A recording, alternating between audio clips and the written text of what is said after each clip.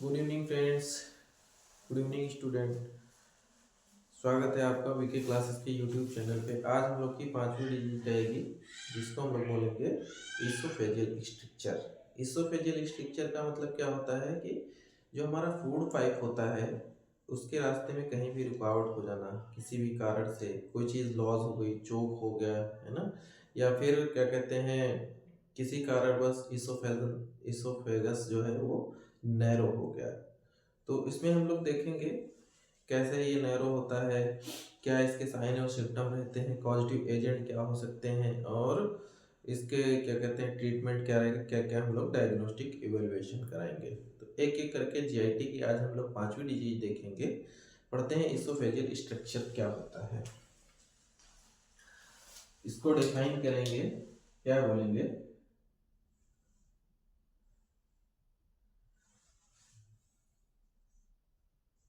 Oesophagus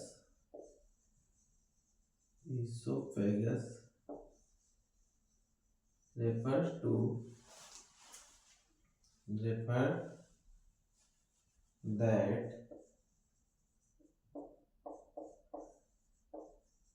narrowing of esophagus esophagus narrowing of esophagus, the muscular tube that connects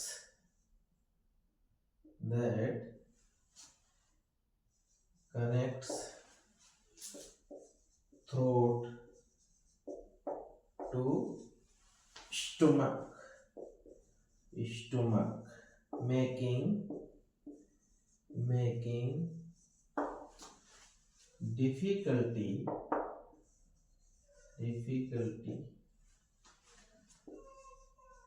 food and liquid pass through। इसका क्या मतलब हुआ कि oesophageal structure का ये मतलब हुआ कि इसोफेजियल स्ट्रक्चर अगर नैरो हो जाएगा या ऑब्स्ट्रक्टेड हो जाएगा तो जो फूड और पानी जो भी कुछ है उससे जब पास होगा तो उसमें बहुत ज़्यादा डिफिकल्टी होगी, उसमें पेन होगा ड्यूरिंग सॉल्विंग, ड्यूरिंग ईटिंग, ये सारी चीज़ें होंगी। अब इसको हम लोग देखते हैं क्या कारण रह सकते हैं, इसके कॉज क्या रहते हैं। कॉज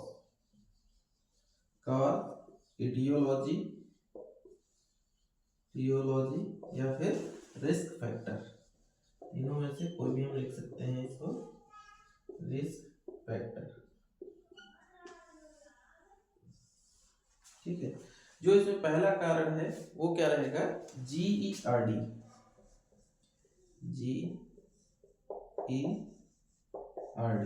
हम लोगों ने इसोफेजाइटिस में भी पढ़ा था। GERD का फुल फॉर्म क्या होता है? Gastro oesophageal reflux disease. Gastro oesophageal reflux disease. ठीक है, उसके बाद क्या होगा?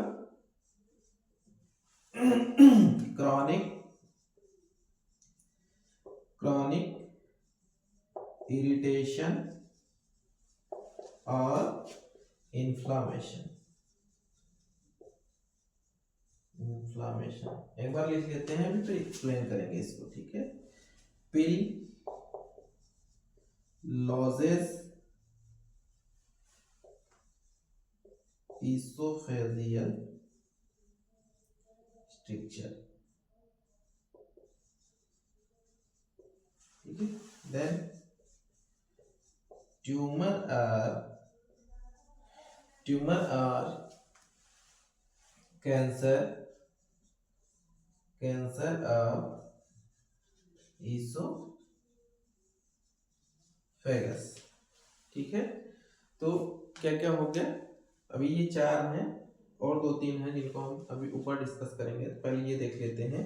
GERD मतलब गैसो इसोफेजियल रिफ्लक्स डिजीज। उसमें क्या होता है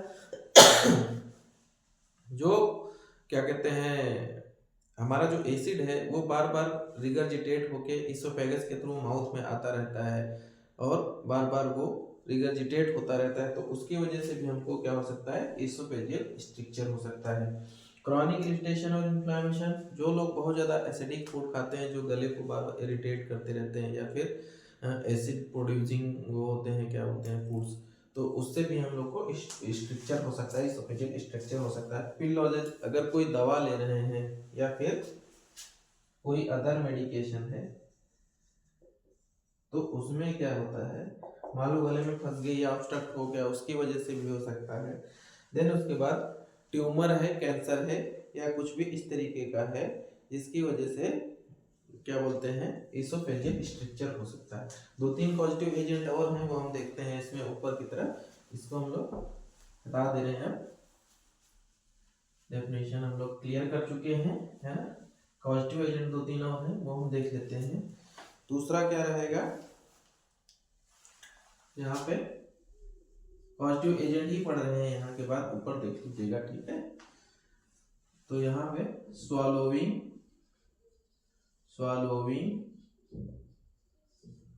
corrosive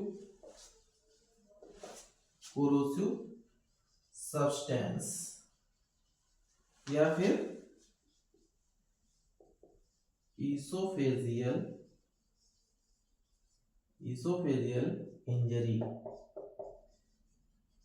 और ट्रॉमा। अगर किसी ने कोई भी कोरोसिव सब्सटेंस पी लिया, कोई केमिकल पी लिया है, तो उससे भी क्या हो जाएगा, इसोफेजियल स्ट्रक्चर हो जाएगा। दूसरी चीज, अगर क्या बोलते हैं कोई ट्रॉमा हो गया या कुछ इस तरीके से हो गया तो उसमें भी इसोफेजियल स्ट्रक्चर हो जाएगा। तो ये हमारे कॉज हो गए, 6 कॉजेज हैं जो हम लोगों ने एक एक करके देखे। आगे देखते हैं हम लोग क्लिनिकल मैनिफेस्टेशन या फिर क्लिनिकल फीचर्स क्या होता है।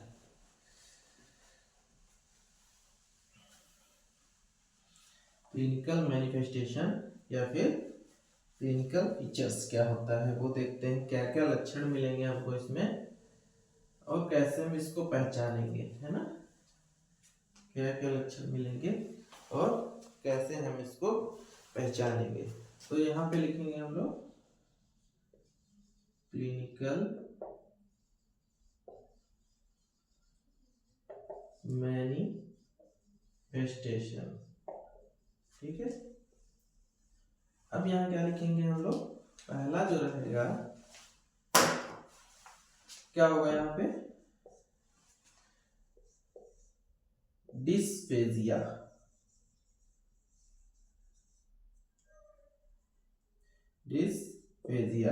नेक्स्ट ओडिनोफेजिया,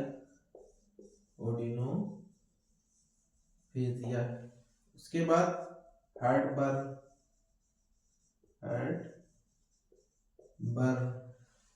या फिर chest pen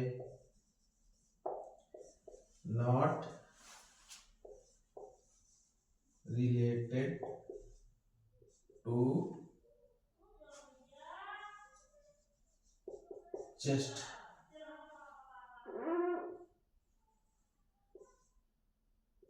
related to acid reflux. ये जिसको भी इस डिजीज में चेस्ट पेन हो रहा होगा वो क्या कहते हैं, चेस्ट से रिलेटेड नहीं होगा, वो एसिड रिफ्लक्स की वजह से हो रहा होगा, ठीक है। तो डिस्पेजिया किसको बोलेंगे, जिसको डिफिकल्टी होगी किसमें, स्वॉलोइंग में, डिफिकल्टी ड्यूरिंग स्वॉलोइंग। और ये क्या है, pen during swallowing, pen during swallowing. Next क्या होगा फिर, चोकिंग,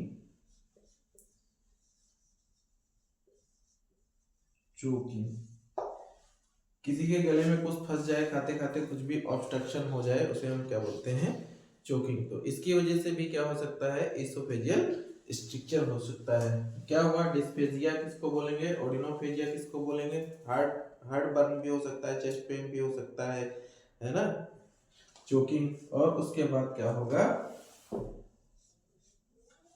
वेट लॉस,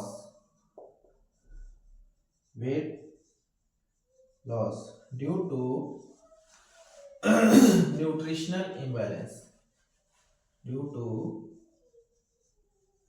nutritional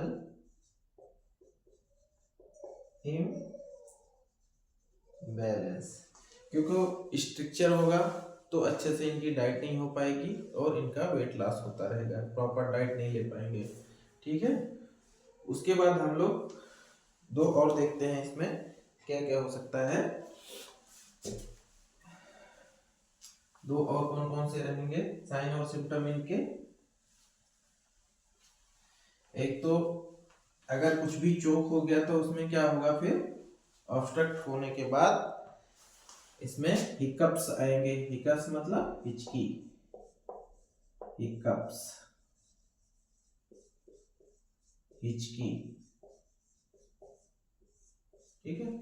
उसके बाद बैड ब्रीथ फ्रॉम माउथ, है ना, बैड ब्रीथ फ्रॉम, गंदी सांस आएगी जब भी आप लेंगे, जो सामने होगा आप कहीं रुक नहीं पाएंगे, वो अजीब सा लगेगा थोड़ा सा, तो bad breath from mouth.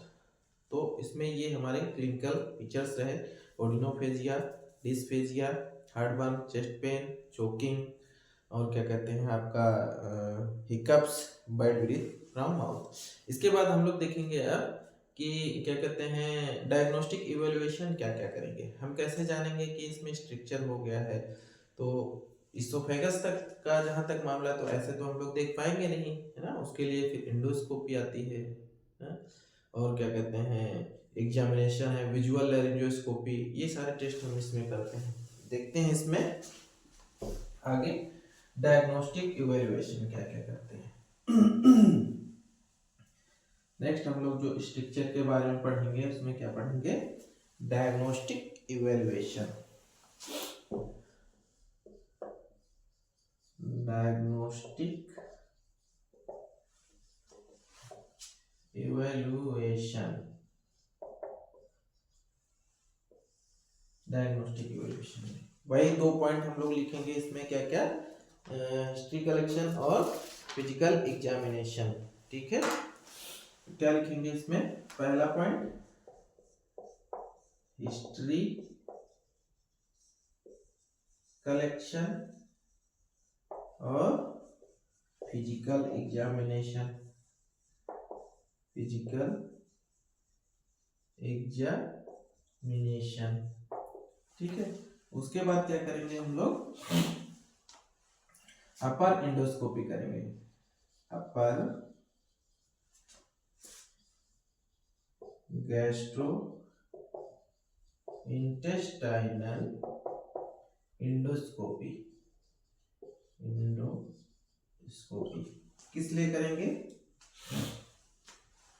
Visualise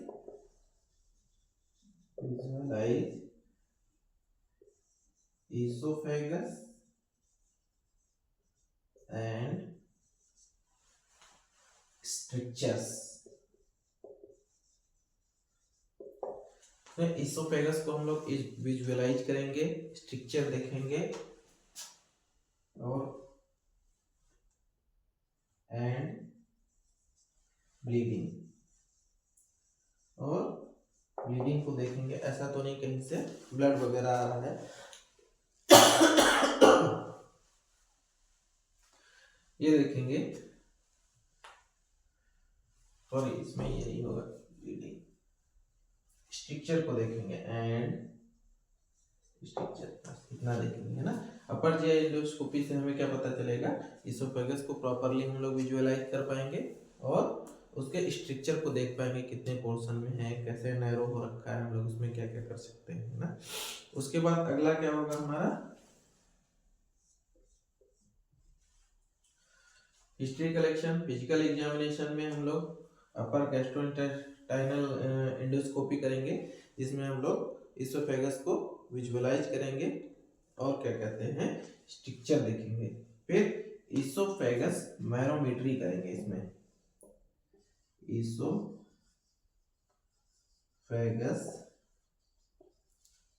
manometry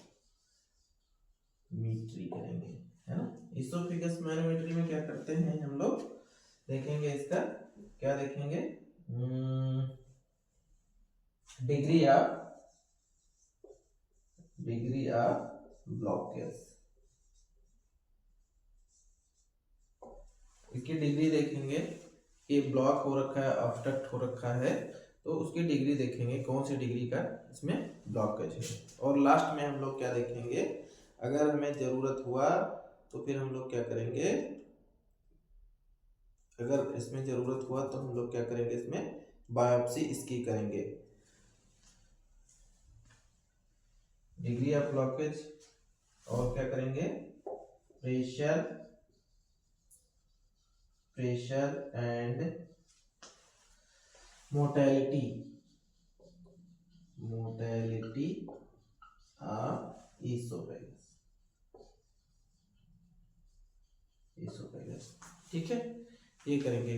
उसके बाद लास्ट में क्या करेंगे हम लोग, बायोप्सी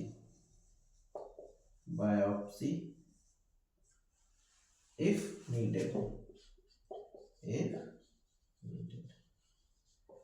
बायोप्सी में क्या होगा, अगर हमें जरूरत पड़ी, कोई आउटग्रोथ है या फिर कुछ है, तो उसमें हम लोग क्या करेंगे, बायोप्सी करेंगे। अगर कोई आउटग्रोथ है या फिर कुछ लेजन टाइप का है, मुझे लगा कि नहीं इसमें बायोप्सी होनी चाहिए, एक पेशेंट को काफ़ी दिनों से हो रखा है, तो कंफर्मेटिव करने के लिए क्या कि ऐसा तो नहीं इसोफेजियल कैंसर है, तो उसके लिए हम लोग बायोप्सी करेंगे। तो यहाँ देखते हैं हिस्ट्री कलेक्शन, उनसे पूछेंगे कितने दिनों से आपको ये सारी दिक्कतें हैं। फिजिकल एग्जामिनेशन बाहर से भी देखेंगे और विजुअल लैरिंगोस्कोपी से भी देखेंगे। नेक्स्ट अपर गैस्ट्रोइंटेस्टाइनल एंडोस्कोपी, विजुअलाइज इसोफेजियल और स्ट्रक्चर देखेंगे। Oesophageal manometry, degree of blockage sorry ये नहीं होगा इसमें, pressure and motility of oesophagus, इसमें इतना देखेंगे। फिर अगर हमें ऐसा कुछ लगा तो हम लोग बायोप्सी करके देखेंगे कि उसमें क्या कहते हैं, कोई आउटग्रोथ है या फिर कैंसर वगैरह तो नहीं। और लास्ट में हम लोग देखते हैं इसका ट्रीटमेंट क्या क्या होता है। अब हम लोग इसको देखेंगे। अब हमें पता चल गया कि ये जो है इसोफेजियल स्ट्रक्चर है, तो उसके लिए हम लोग क्या करेंगे, ट्रीटमेंट देखते हैं क्या क्या दे सकते हैं। जो रिफ्लेक्स हो रहे हैं, पॉजिटिव एजेंट हैं, उनको कैसे हम लोग सबसाइड कर सकते हैं, है ना। तो अभी हम लोग देखेंगे ट्रीटमेंट या फिर मैनेजमेंट।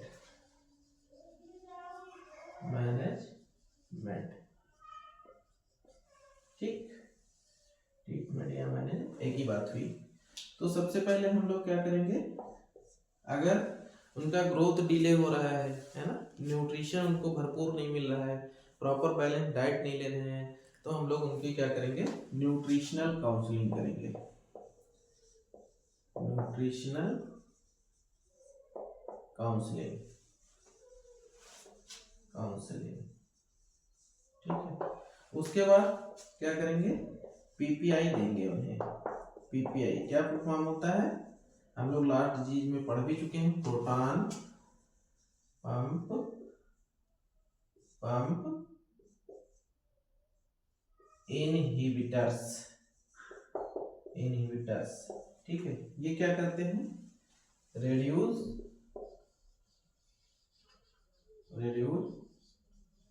एसिड फॉर्मेशन, ठीक है। उसके बाद और क्या दे सकते हैं हम लोग, H2 ब्लॉकर्स। ये क्या करेंगे, इनहिबिट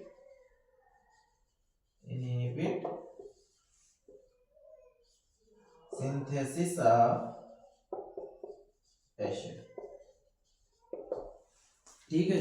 पीपीआई दे सकते हैं, H2 ब्लॉकर्स दे सकते हैं, और वो पीपीआई क्या करेगा, रिड्यूस आपका एसिड फॉर्मेशन, और H2 ब्लॉकर्स क्या करेगा, ये क्या बोलते हैं, synthesis of inhibit synthesis of acid. PPI में कौन कौन से आते हैं आपका, एग्जांपल देख लीजिए, पेंटाप्रोजोल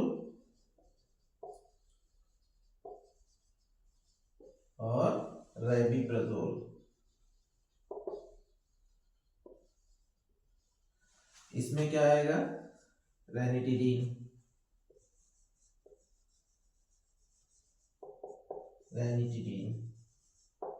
ठीक है। फिर उसके बाद हम लोग और क्या कर सकते हैं, oesophageal dilator, oesophageal dilators. Endoscopy के दौरान अगर मेरे को लगा, या फिर डॉक्टर कंसल्टेंट जो भी इंडोस्कोपी कर रहा होगा डायग्नोस्टिक इवेल्युएशन के दौरान में, उसे लगा कि बहुत ज़्यादा नैरोनेस है, अब ये चिपक जाएगा, पूरी ओपनिंग बंद हो जाएगी, तो वहाँ पे हम लोग बैलून या डायलेटर को पेस्ट करते हैं या इम्प्लांट करते हैं with the help of endoscopy, ठीक है। तो यहाँ लिखेंगे balloon or dilators are placed during endoscopy, ठीक है। इंडोस्कोपी के दौरान हम लोग क्या करेंगे, बैलून या फिर डायलेटर्स को प्लेस्ड करेंगे। देन उसके बाद क्या हम लोग देखते हैं, स्टीरॉयड थेरेपी,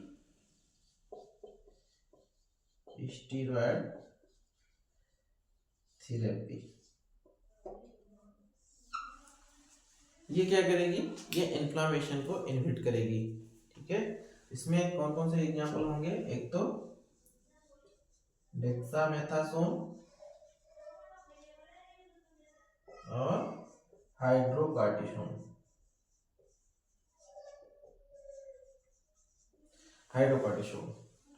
ये दो एग्जांपल हैं, ये क्या करेंगे, रिड्यूस इन्फ्लामेशन, ठीक। तो ये रहा हमारा इसोफेजियल स्ट्रक्चर का पूरी डिजीज। इसमें हम लोगों ने क्या पढ़ा, इसका डेफिनेशन पढ़ा, कैसे नैरो होता है, इनके पॉजिटिव एजेंट देखें क्या क्या हो सकते हैं, उसके बाद हम लोगों ने इसके क्लिनिकल सिम्टम्स देखें, फिर डायग्नोस्टिक इवैल्यूएशन और ट्रीटमेंट देखें। तो इसको जो है आप लोग पढ़िए, लिखिए, नोट्स बनाइए और बार बार पढ़िए, याद करिए। दूसरी चीज क्या कहते हैं, गैस्ट्रोइंटेस्टाइनल डिजीज में थोड़ा सा लंबा समय लगेगा, बड़ा सिस्टम है, कम से कम इसकी डिजीज आपको 50 to 60 डिजीज मिलेगी। तो अभी पर डे एक डिजीज आपको मिले, हो सकता है आने वाले दिनों में मॉर्निंग और इवनिंग दोनों में आपको एक डिजीज मिलेगी। तो आप लोग पढ़ते रहिए, मुस्कुराते रहिए और बने रहिए वीके क्लासेस के साथ। धन्यवाद, आज के लिए इतना ही, आगे कल फिर हम लोग मिलेंगे। Good night.